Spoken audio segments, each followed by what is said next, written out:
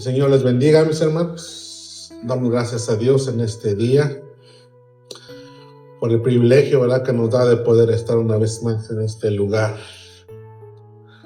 Vamos a abrir nuestras Biblias en el libro de Juan, capítulo 4, versículo 24.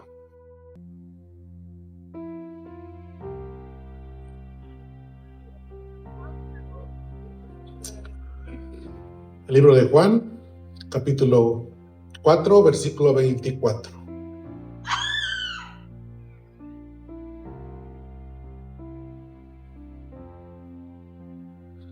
Hoy estamos en la lección número 5. ¿Ya todos lo tienen, mis hermanos? Muy bien. Le doy lectura una vez yo y una vez ustedes, por favor. Dice así la palabra de Dios en el nombre del Padre, del Hijo y del Espíritu Santo. Dios es espíritu, y los que le adoran en espíritu y en verdad, es necesario que lo adoren. ¿Ustedes? Dios es espíritu, y los que le adoran en espíritu y en verdad, es necesario que adoren. Santísimo Dios Todopoderoso, venimos delante de tu presencia en esta mañana una vez más, convencidos, bendito Dios, de que tú eres nuestro Dios, que aunque no te podemos ver físicamente, bendito Dios, sabemos que estás en medio nuestro, que habitas, bendito Dios, en cada corazón que te ha recibido como su Señor y como su Salvador, y que nos ha sellado, bendito Dios, para el día de la redención. A ti sea toda la gloria, a ti sea toda la honra en esta mañana. Te pedimos que mientras escudriñamos, mientras leemos tu palabra, oh Dios, nos reveles a través de tu Espíritu Santo, Dios mío, las maravillas, las grandezas, Padre Santo, que hay en tu palabra, Señor, y que al leerla, Padre Santo, al meditarla, podamos disfrutarla, bendito Dios, como una delicia, Padre Santo, a nuestra alma, a nuestro corazón. Bendice nuestras vidas con tu palabra, Señor, y edifica, Señor bendito, cada día nuestra vida espiritual, hasta que todos, Padre Santo, podamos llegar al conocimiento del Hijo de Dios. Te damos toda la gloria, te damos toda la honra en esta mañana. Amén. Pueden ocupar sus asientos, mis hermanos. Conociendo al Dios vivo, ese es un libro que estamos estudiando, y la lección de hoy es la lección número 5. Dios es espíritu. Las 2 semanas anteriores estuvimos hablando acerca de la lección número 4 y lo dividimos en 2 partes. Primera parte, el Hijo es Dios, y la segunda parte, el Espíritu es Dios. Esta semana fui al doctor y me dieron una noticia que pues como la esperaba, pero ya me lo dieron, ¿verdad? Me dijeron que tengo bronquitis, por eso que tengo flema, y por eso a veces no puedo hablar. Bueno, pero eso no es muy importante, ¿verdad? Lo importante es la palabra de Dios. Vimos 2 puntos. El Hijo es Dios, el Espíritu Santo es Dios. La deidad del Hijo y del Espíritu Santo son 2 doctrinas fundamentales. Aprendimos que no se puede ser cristiano si negamos la deidad del Hijo o si negamos la deidad del Espíritu Santo. El Hijo es quien se hizo carne, ¿verdad?, para nuestra salvación. Es el que se despojó de su gloria y dijimos de los privilegios de la deidad, pero no de la deidad misma. Es muy importante que recordemos eso, ¿verdad? Y el Espíritu Santo es el que mora en el creyente, ¿verdad? El que nos ha sellado, dice la palabra de Dios en el libro de Efesios, que son las arras, ¿verdad?, de nuestra herencia. Es el pago por nuestra salvación y nos ha sellado y somos pertenecemos más bien al reino de los cielos. Hoy estudiaremos la lección número 5. Dios es Espíritu. Hablar acerca del Espíritu Santo quizás es mucho más fácil o más entendible decir que Dios es Espíritu. Bueno, que la tercera persona de la Trinidad es el Espíritu Santo, y cuando hablamos del Espíritu Santo nos imaginamos o pensamos que Dios no se puede ver porque es Espíritu, ¿verdad? Pero cuando hablamos del Padre, cuando hablamos del Hijo, que es Espíritu, a veces nos cuesta un poquito más. Porque hablar acerca de que Dios es Espíritu es decir que Él no tiene cuerpo material. Él es un Dios invisible. En el libro dice de esta manera: Dios no es material o corporal. Él no posee un cuerpo físico. Dos de las mayores implicaciones de esta verdad son: una, Dios no está confinado a ninguna de las restricciones físicas que son tan comunes para la humanidad. Esto significa que Dios no está atrapado en un lugar específico o en el presente. Él es eterno, existiendo fuera de la línea temporal que limita a los seres humanos, lo que se le conoce como autoexistencia. Él es el Dios autoexistente, el que se dio a conocer en el libro de Éxodo, capítulo 3, versículo 14, cuando Moisés le preguntó y le dijo: si yo voy a los hijos de Israel en Egipto y cuando llega allá me preguntan y me dicen: ¿quién es el Dios que te mandó? Y él se dio a conocer como el Dios autoexistente, el gran yo soy. El que no depende de nada ni de nadie para ser Dios. Y una muestra de su autoexistencia, de su autosuficiencia, se mostró precisamente en la zarza ardiente. ¿Y cómo es que se mostró el Dios autoexistente en la zarza ardiente? Se mostró que no necesita de materia para arder. ¿Sí? ¿Por qué? Porque el fuego estaba ardiendo, pero la zarza no se consumía. Cuando nosotros hacemos un fuego y se nos acaba la leña, se nos acaba el fuego, ¿verdad? Sí. Pero Dios no necesitó de la materia para hacer el fuego. Es el Dios autoexistente que no está limitado absolutamente a nada. Aunque no lo podemos ver, Él es Espíritu, Él existe. Entonces, Él no, al no ser material, no está confinado por la física, por la gravedad o el envejecimiento. Es inmaterial, lo que significa que no puede ser medido ni contenido por el mundo físico. Al ser inmaterial, y no dependiente de la creación, Dios es incomparable y superior a cualquier limitación humana o angelical. Porque aunque no solamente Dios es espíritu, hay seres espirituales. Pero esos seres espirituales son creados por Dios. Los ángeles son creación de Dios.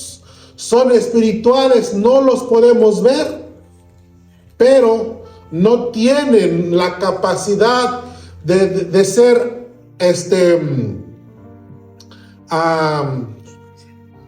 autosuficientes, pero no tienen los atributos incomunicables de Dios, por ejemplo, como los que conocemos mucho, ¿verdad? Como la omnipresencia de Dios. ¿Cuál otro?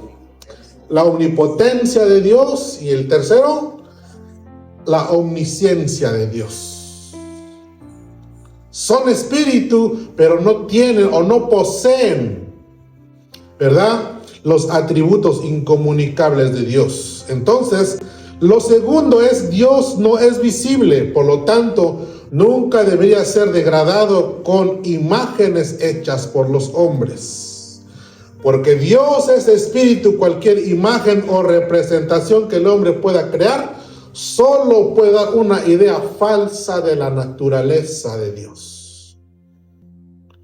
No podemos crear imágenes para representar a Dios, porque haciendo eso solamente dice que estamos creando una idea falsa de la naturaleza de Dios. No hay imagen que pueda representar a Dios, porque Dios es espíritu. No lo podemos ver, pero es real. Entonces, ya sea una imagen física o algo que imaginemos en nuestra mente, es pecado y distorsiona la revelación de Dios dada a través de las Escrituras. A veces las Escrituras hablan de Dios como si Él poseyese un cuerpo físico. Hay referencias de sus brazos, su espalda, aliento, oído, ojos, rostro, pies, dedos, etc. ¿Cómo podemos explicar estas referencias a la luz de la verdad que Dios es espíritu? Bueno, en la teología, estas referencias son consideradas expresiones antropomórficas, esta palabra es una palabra griega que se compone en dos palabras. Antropos, que quiere decir hombre, y morfe, que quiere decir forma. Bueno, la Biblia usa descripciones visuales para adaptarse a nuestro limitado entendimiento, y debemos tener cuidado de no empeñarnos en interpretarlas de forma literal. Hay muchos pasajes que nos muestran este antropomorfismo en la palabra de Dios, describiendo a Dios con cuerpo humano o con partes humanas. Y uno de los versículos es Isaías 59:1, que dice: He aquí que no se ha acortado, dice, la mano de Jehová para salvar, ni se ha agravado su oído para no oír. El profeta Isaías está describiendo a Dios como que dice que Él no se ha cortado su mano o su brazo para salvar, ¿verdad? Está hablando de su mano, y cuando hablamos de su mano nos imaginamos, ¿verdad?, nuestra mano. Y cuando dice que ni se ha agravado su oído para no oír, nos imaginamos de nuestros oídos. Jeremías 32:17 dice: Oh Jehová, oh Señor Jehová, he aquí que tú hiciste el cielo y la tierra, dice, con tu gran poder y con tu brazo extendido. Ni hay nada que sea difícil para ti. El brazo de Dios representa su intervención directa en la historia para salvar. No es que Dios tenga un brazo. Isaías 40, un pasaje muy conocido, cuando está hablando acerca de los ídolos, dice Isaías 40, creo que es el versículo 18, no lo apunté aquí, pero creo que es el versículo 18, así es que vayan, si están apuntando. Dice, el profeta Isaías hace preguntas y dice: ¿quién midió las aguas con el hueco de su mano? Y los cielos con su palmo. Con 3 dedos juntó el polvo de la tierra y pesó los montes con balanza y sus pesas los collados. El profeta Isaías usa un lenguaje antropomórfico describiendo a Dios como el hueco de su mano o con su palmo para medir los cielos, o con sus dedos para contar el polvo de la tierra, solamente para que nos dé una idea de lo grande que es nuestro Dios, que dijimos que es un Dios incomparable, ¿verdad? Entonces, para ilustrar que el universo entero es pequeño y manejable para Dios, destacando su poder absoluto sobre la creación. Pero hay versículos que tenemos, ¿verdad?, en nuestro libro, que habla acerca de las alas de Dios y su pueblo escondiéndose bajo la sombra de sus alas. Éxodo 19:4. Vosotros visteis lo que hice a los egipcios, y como os tomé sobre alas de águilas y os he traído a mí. Ruth 2:12.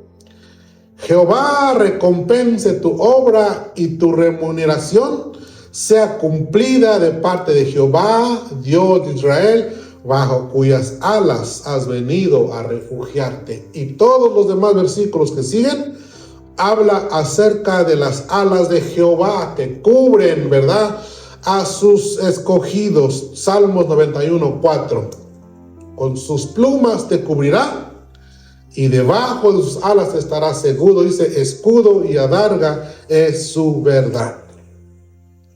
Entonces, al decirnos la Biblia o hablarnos acerca de las alas de Dios que cubren a sus hijos, no quiere decir que Dios sea un ave.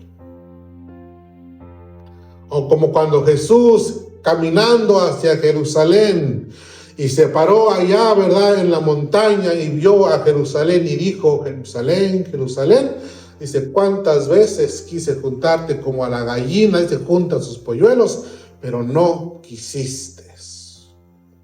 Está hablando de las alas, pero no quiere decir que porque habla de alas, quiere decir que sea un ave o un pájaro. Todos estos versículos son ejemplos de antropomorfismo, una forma de describir a Dios con términos para que los seres humanos lo puedan entender. El uso del antropomorfismo es una forma de lenguaje figurativo. No implica que Dios tenga un cuerpo real. Dios es de naturaleza espiritual. No lo podemos ver, pero sabemos que Él es real. Así es. Había leído muchas veces el libro de Hebreos capítulo 11, 27, cuando dice que Moisés continuó. No le importó lo que el faraón hiciera, sino que él siguió, dice, como viendo al invisible. Yo lo describía de otra manera, pero cuando Moisés está diciendo acerca como viendo al invisible, se estaba refiriendo a la persona de Dios, al que no lo puede ver, pero que es real, que lo podemos ver en sus obras maravillosas. ¿Cómo describe entonces las Escrituras a Dios en Juan 4:24? Dios es espíritu y los que lo adoran en espíritu y en verdad, dice, es necesario que lo adoren. Con base a la explicación dada en el párrafo introductorio, escribe un breve resumen del significado de la declaración: Dios es espíritu. Y la respuesta, pues ahí lo tienen en pantalla. Entonces, ¿cómo deberíamos vivir a la luz de la verdad de que Dios es espíritu? Debemos adorar a Dios sinceramente. Y ya acabamos de leer Juan 4:24, que Dios es espíritu y los que lo adoran en espíritu y en verdad es necesario que lo adoren. Entonces, nuestra adoración No está basado a un lugar específico ni a una imagen. Nuestra adoración, cuando el apóstol Juan está diciendo que nosotros debemos de adorar en espíritu y en verdad, nuestra adoración a Dios es dirigida por nuestro amor hacia Él y se convierte en un asunto del corazón. Adorar a Dios en espíritu y en verdad implica necesariamente amarlo con todo el corazón, alma, mente y con todas nuestras fuerzas. Amén. Entonces la referencia a la adoración a Dios en espíritu tiene dos significados posibles. Y esto es muy importante que lo entendamos. Esos dos significados que tienen, número uno dice, debemos adorar a Dios con todo nuestro ser, sincera y profundamente. Segundo, debemos adorar a Dios en el poder y bajo la dirección del Espíritu Santo. Y estas dos ideas o estas dos interpretaciones para mí son correctas. Porque recuerden que cuando empezamos este estudio hablamos acerca del intelecto y acerca de la devoción. El intelecto nos lleva a conocer a Dios de manera literal, o por la palabra de Dios. Y ese conocimiento que adquirimos de la palabra de Dios nos lleva a una devoción. Cuando conocemos y entendemos a Dios, entonces le adoramos en espíritu y en verdad. Entonces, debemos adorar a Dios con todo nuestro ser, sincera y profundamente, y también debemos adorar a Dios con el poder y bajo la dirección del Espíritu Santo. Entonces, la referencia a la adoración en verdad también tiene dos significados posibles. Debemos adorar a Dios verazmente, sinceramente y con integridad. Y segundo, debemos adorar a Dios conforme a la verdad, es decir, conforme a su voluntad revelada en las Escrituras.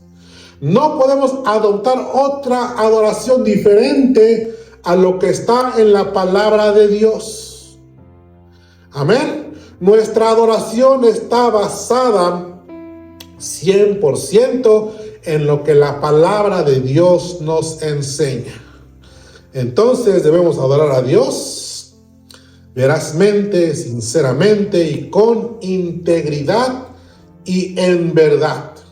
Dice Josué 24:18, cuando está hablando Josué con el pueblo de Israel, que nuestra adoración a Dios debe de ser en integridad y en verdad. Entonces, Hechos 17, 24 y 25 dice: el Dios que hizo el mundo y todas las cosas que en él hay, dice, siendo Señor del cielo y de la tierra, no habita en templos hechos por manos humanas, ni es honrado por manos de hombres como si necesitase de algo, pues Él es quien da a todos vida y aliento y todas las cosas. Amén. Entonces debemos evitar asociar a Dios con un edificio religioso o atribuir a Dios alguna necesidad o limitación humana. Dios es el creador soberano y autosuficiente, autoexistente del universo, por lo que no vive en templos humanos ni necesita nuestra ayuda. En cambio, Él es la fuente incondicional que provee vida, aliento y todo lo necesario para la existencia, demostrando que nosotros le necesitamos a Él. ¿Sí? No necesita Dios a los seres humanos. No necesita que los seres humanos le sirvan como si le faltara algo. Al contrario, Él provee todo lo necesario para la vida. Él es la fuente de la vida, Él es la fuente de la sabiduría, Él es la fuente del conocimiento. Él da a todos vida, el aliento y todas las cosas. Nosotros somos dependientes incondicionalmente de Él para nuestra existencia. Hemos aprendido que si nosotros desaparecemos del universo, Él sigue siendo Dios. Entonces, el hecho de que Dios no tiene necesidad está demostrada maravillosamente en el Salmo 50, 10 al 12, que dice: porque mía es toda bestia del bosque y los millares de animales en los collados. Conozco a todas las aves de los montes y todo lo que se mueve en los campos me pertenece. Si yo tuviese hambre, no te lo diría a ti, porque mío es el mundo y su plenitud. Ahí el salmista hace una especificación que debemos considerar. ¿Qué dice? Si yo tuviese hambre. No es que si yo tenga hambre. Si yo tuviese hambre. Es una suposición, dice, no te lo pediría a ti. O sea que si Dios le faltara algo, no se lo pediría al ser humano, porque Él es su creador. Entonces, el salmista nos invita a ofrecer una adoración sincera, basada en la gratitud y la obediencia en lugar de rituales vacíos. ¿Cómo describe las Escrituras a Dios en Hebreos 11:27?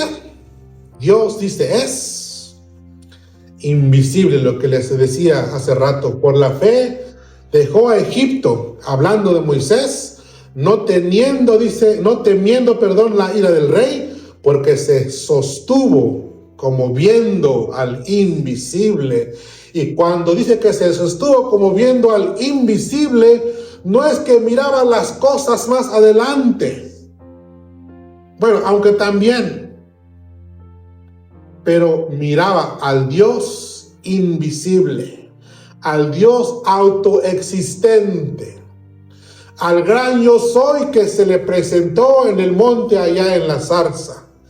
A él estaba viendo, ¿verdad? Entonces Moisés se mantuvo firme porque su enfoque no estaba en los obstáculos terrenales, sino en la convicción invisible de Dios. Su enfoque no estaba en los obstáculos que tenía adelante, por ejemplo, como ¿cuáles?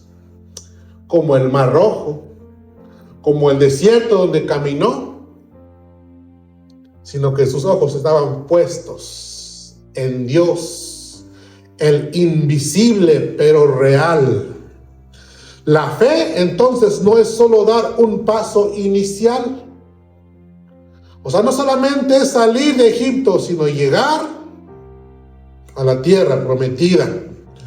Entonces la fe no es solo dar un paso inicial, sino mantenerse constante en la obediencia a pesar de las presiones o a pesar de las dificultades. Moisés, al ver al invisible, o es la capacidad de vivir con una perspectiva eterna, enfocándose en la realidad espiritual y la fidelidad de Dios. Como Moisés, también nosotros estamos llamados a mantenernos firmes, con valor y perseverancia ante la adversidad, enfocando nuestra fe en Dios, quien es espíritu y no físico. En lugar de temer a los obstáculos terrenales, con la convicción profunda de que la presencia y el poder de Dios son una realidad en nuestras vidas. Son promesas de Dios, aunque no la veamos con nuestros ojos físicos. Él es real. Amén. Si Dios es invisible, ¿cómo explicamos los pasajes de las Escrituras donde parece que Él se revela de forma visible? Para contestar, primero debemos entender dos principios de la interpretación bíblica.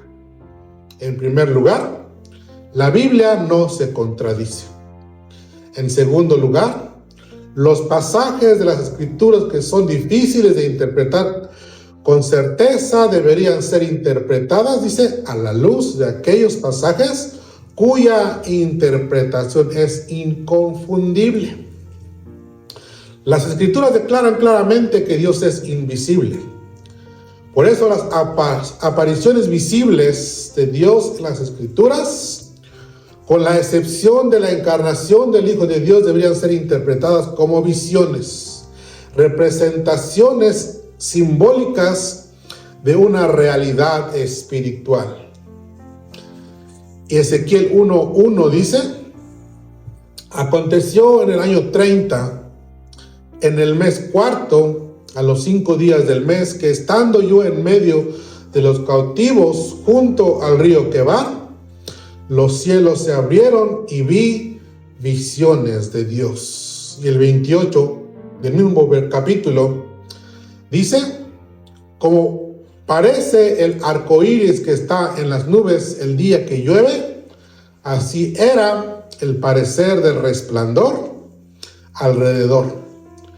Esta fue la visión de la semejanza de la gloria de Jehová, y cuando yo la vi, me postré sobre mi rostro y oí la voz del que me hablaba. Entonces el profeta resume estas visiones como la semejanza de la gloria de Jehová. En Ezequiel 7:9 al 15, Daniel ve una visión simbólica de Dios el Padre como el anciano de días. Y eso lo encontramos en el Daniel capítulo 7, versículo 13.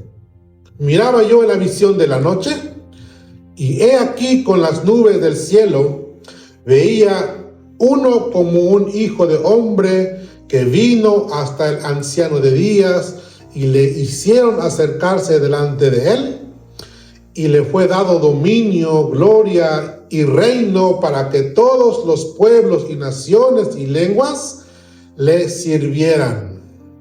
Su dominio es dominio eterno, que nunca pasará, y su reino uno que no será destruido. Entonces, estas lecturas o estos pasajes nos ayudan a entender que cuando muchas veces no entendemos parte o versículos,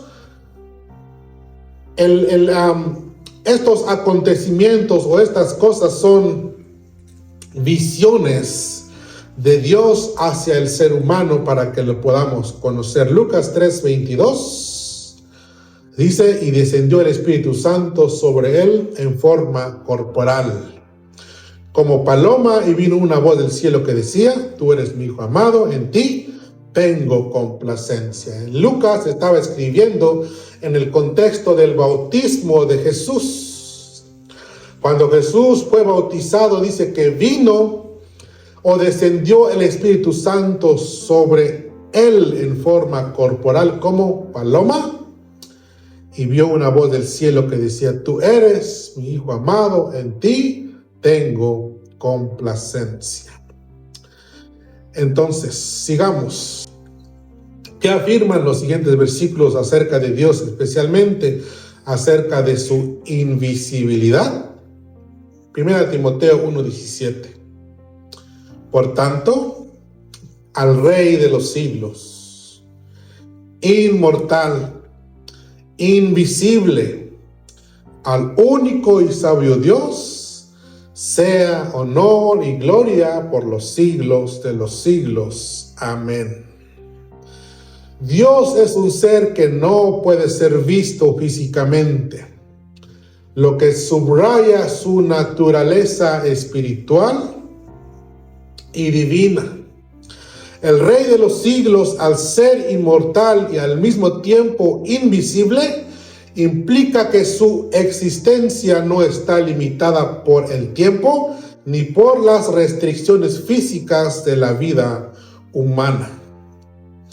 1 Timoteo 6:15 al 16 dice: la cual a su tiempo mostrará el bienaventurado y solo soberano, Rey de reyes y Señor de señores, el único, dice, que tiene inmortalidad y que habita en luz inaccesible, a quien ninguno de los hombres ha visto ni puede ver, el cual sea la honra, el imperio sempiterno. Amén.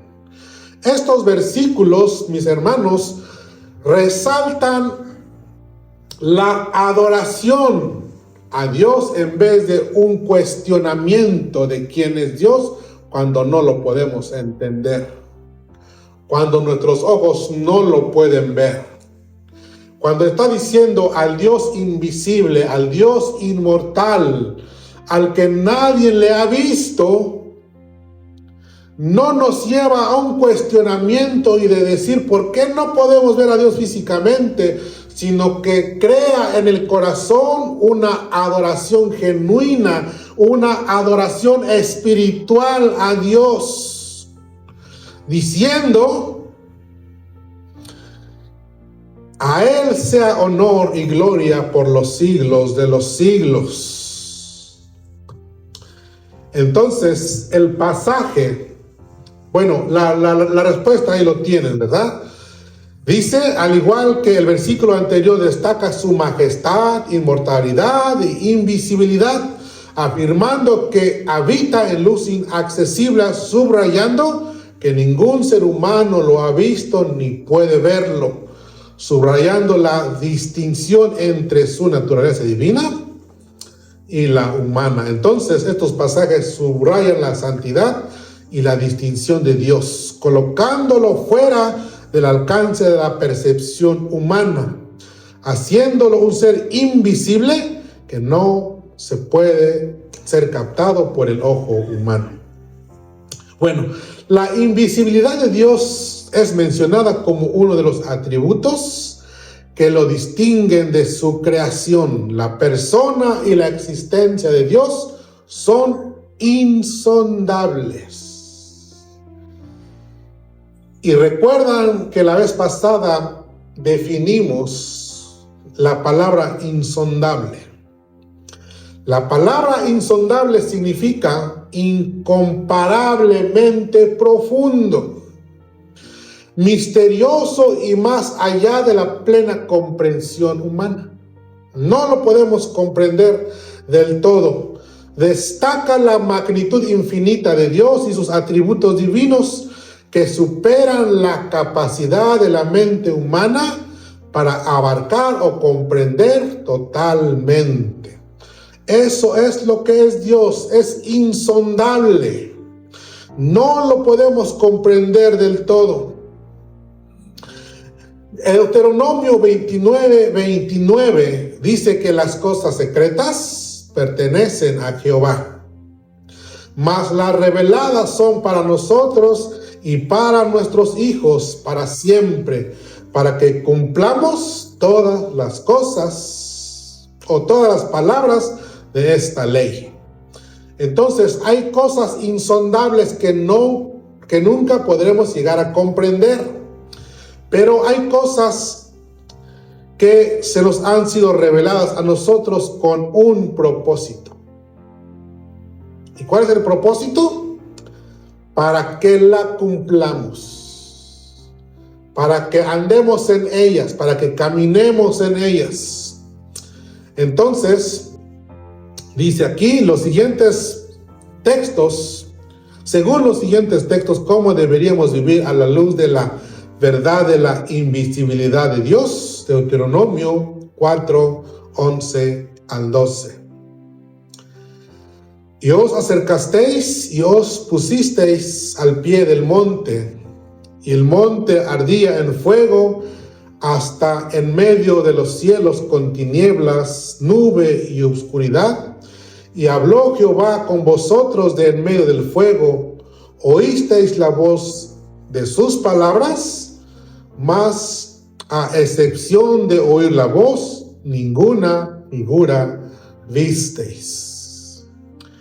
15:16, guardad pues mucho vuestras almas, pues ninguna figura visteis el día que Jehová habló con vosotros de en medio del fuego, para que no os corrompáis y os hagáis para vosotros escultura, imagen de figura alguna, efigie de varón o hembra. Entonces, debido a su naturaleza invisible, se ordena a Israel y a nosotros a no hacer esculturas ni imágenes, ya que intentar representar a Dios materialmente es idolatría. Se destaca en estos versículos que acabamos de leer que Dios se reveló a través de la voz, no por una forma física. A pesar de ser invisible, se enfatiza que Jehová es un Dios vivo y real que se comunica con su pueblo, a diferencia de los dioses falsos que solo son figuras creadas.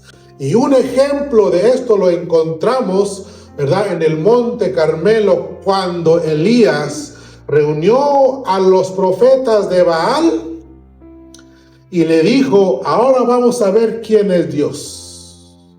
El Dios que responda con fuego del cielo, ese es Dios, ¿verdad? Y desafió a estos profetas de Baal a que su Dios hiciera descender fuego del cielo y consumiera su altar.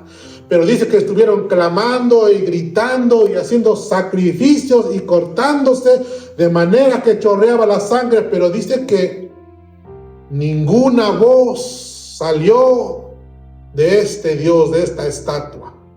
Pero cuando Elías clamó al Dios del cielo, dice que el Dios del cielo hizo descender fuego del cielo y consumió el altar. Entonces, a pesar de Dios ser invisible, se manifiesta, ¿verdad? Y se comunica a su pueblo, a diferencia de los dioses falsos, que solo son figuras creadas. Cualquier intento de hacer una figura o un dibujo del Dios vivo conducirá a la distorsión de su imagen y a una subestimación de su gloria. Por lo tanto, toda forma de idolatría debe de ser, dice, evitada como una plaga. Es más, debemos procurar pensar solo en aquellos pensamientos acerca de Dios que están firmemente anclados y apoyados en las Escrituras. Primera de Timoteo, hace rato lo acabamos de leer. Si ustedes se acuerdan, ¿verdad? Lo acabamos de leer, 17. Y también el 6:15. Por tanto, al Rey de los siglos, inmortal, invisible, al único y sabio Dios sea honor y gloria por los siglos de los siglos. Amén. La cual dice: a su tiempo mostrará el bienaventurado y solo soberano Rey de reyes y Señor de señores, el único que tiene inmortalidad, que habita en luz inaccesible, a quien ninguno de los hombres ha visto ni puede ver, al cual sea la honra, el imperio sempiterno. Amén. Entonces ahí tenemos la respuesta. Dios es inmaterial. Él es espíritu, es invisible. ¿Cómo podemos conocer a un Dios así? Según los siguientes versículos, ¿cómo se ha revelado Dios a sí mismo? ¿O cómo se ha dado a conocer a los hombres? El versículo que tenemos aquí, Juan 6:46.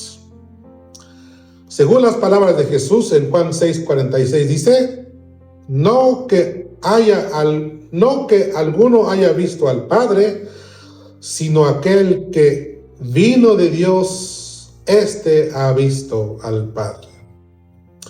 Ningún hombre, ser humano común, ha visto jamás al Padre. Jesús afirma que el único que ha visto al Padre es aquel que viene de Dios, refiriéndose a sí mismo como la única persona que ha tenido ese acceso directo y conocimiento. Solamente Jesús es O solamente Jesús, el que vino de Dios, ha visto al Padre.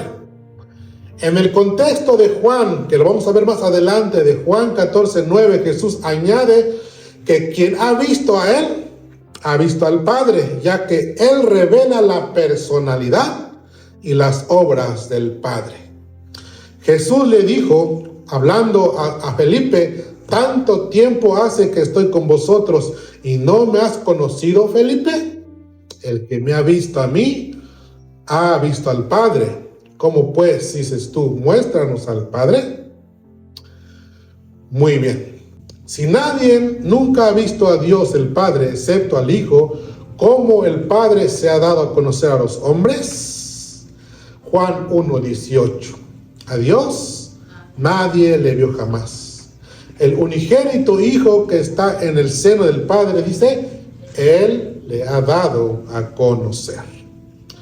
Jesús revela al Padre a través de su vida, sus enseñanzas, amor, gracia y verdad, actuando como la representación perfecta de la personalidad.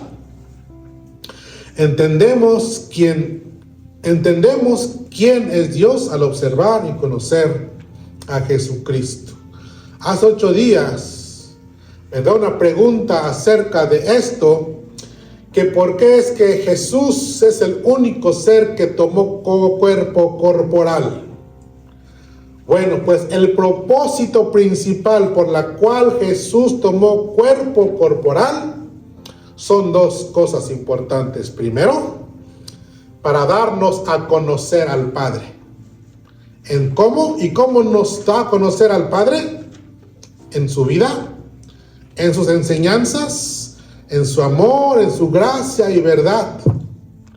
Y lo segundo, por la cual Jesús tomó cuerpo corporal, es para morir por nuestros pecados.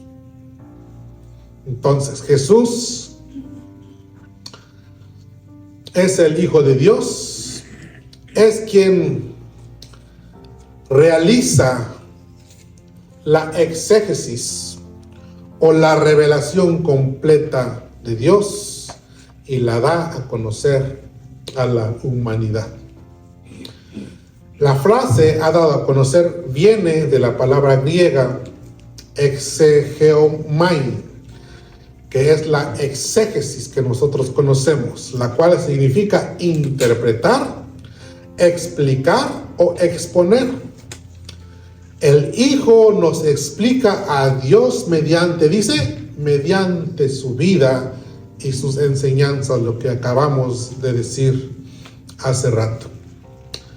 Entonces, según los versículos siguientes, ¿por qué Jesús es el único calificado para mostrarnos a Dios el Padre? Colosenses 1:15 dice, Él es la imagen del Dios invisible, el primogénito de toda la creación.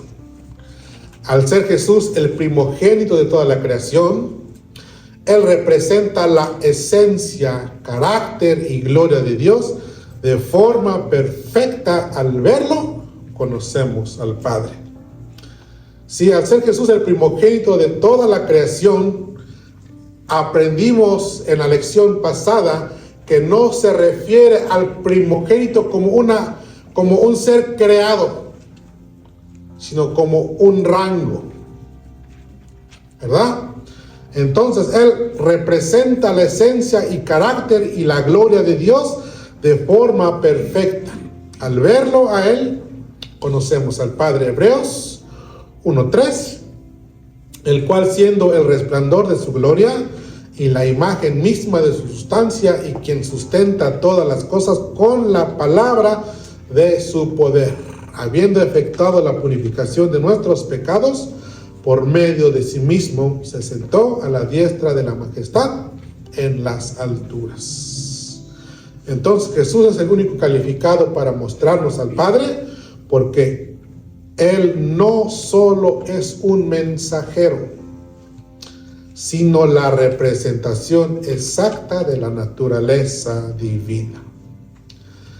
Él es quien sustenta todas las cosas con su palabra de su poder, demuestra ser la misma esencia del Padre. Jesús es el único calificado porque es Dios mismo en forma humana, lo que hace de su revelación y la expresión final, la revelación perfecta del Padre. Último versículo, Juan 14:9. Felipe le dijo: Señor, muéstranos al Padre y nos basta. Jesús le dijo: ¿tanto tiempo hace que estoy con vosotros y no me has conocido, Felipe? El que me ha visto a mí, ha visto al Padre. ¿Cómo pues decís tú, muéstranos al Padre? La unión inigualable entre el Hijo y el Padre garantiza que Jesús revela fielmente a Dios. Jesús es el único calificado para mostrar al Padre porque Él es la revelación perfecta y la imagen exacta de Dios en forma humana. Al ser uno en esencia con el Padre, sus palabras, sus obras, carácter reflejan definitivamente la naturaleza amorosa y la personalidad de Dios, haciendo que ver a Jesús sea equivalente a Dios mismo. Entonces, la naturaleza de Dios es el fundamento de nuestra adoración. Sí, lo que Dios es debe afectar el modo como lo adoramos. La espiritualidad de Dios promueve una adoración espiritual. Puede que Dios no lo veamos físicamente como carne y hueso, pero eso no significa que está ausente. Puede que no lo podamos ver con nuestros ojos físicos, pero eso no significa que Él esté lejos o que Él no esté con nosotros. El Dios vivo y verdadero de las Escrituras es íntimo, activo y constante en todas sus obras. Y todas las cosas que Él hace, lo hace para nuestro bien y para la gloria de Él. Entonces, ¿cómo nosotros debemos adorar en espíritu y en verdad? Si Dios es espíritu, lo dijimos al principio. Cuando adoramos a Dios, nuestra adoración no está limitada o no está basada a un lugar específico o a una imagen, porque Dios es invisible. Lo adoramos, ¿verdad? Porque nosotros creemos que Él está aquí con nosotros. Entonces, cuando no entendamos las cosas de Dios, solamente debemos recurrir a la palabra de Dios y decir lo mismo que Pablo escribió en el libro de Romanos 11:33, porque de Él y por Él y para Él son todas las cosas, a Él sea la gloria por los siglos de los siglos. Amén. Filipenses 4:20 dice: al Dios y Padre nuestro sea gloria por los siglos de los siglos. Amén. Para terminar, mis hermanos, nos ponemos de pie y oramos. Oramos al único Dios, sabio, nuestro Salvador. Que sea la gloria, la majestad, el imperio y potencia y ahora por todos los siglos. Altísimo Rey Dios Todopoderoso, gracias te damos en esta mañana. Porque tú has sido, bendito Dios, el Dios incomparable, el Alfa y la Omega. Tú eres el principio, tú eres el final, Señor. Nosotros somos tus hijos y queremos adorarte, Señor, en espíritu y en verdad. Queremos cada día entenderte y conocerte de manera experimental, bendito Dios. Así como el Job, Padre Santo, no te queremos conocer solamente de oídas, bendito Dios, sino queremos conocerte de manera personal, bendito Dios, de manera íntima, Señor. Ayúdanos, Padre Santo, a ser hijos tuyos, Padre bendito, que te adoren en espíritu y en verdad, y que podamos reflejar, Padre Santo, al mundo tus atributos, Padre Santo, que, Dios mío, son el amor, Padre Santo, la misericordia, la bondad, Padre Santo, el perdón. Ayúdanos, Padre Santo, a no limitarnos, Padre Santo, solamente en nuestro entendimiento, Padre Santo, terrenal, sino que podamos, Padre Santo, adorarte con todo nuestro corazón, aún, Padre bendito, cuando no te podamos entender del todo. A ti sea toda la gloria, a ti sea la honra, en el poderoso nombre de nuestro amado, nuestro Señor Jesucristo. Amén.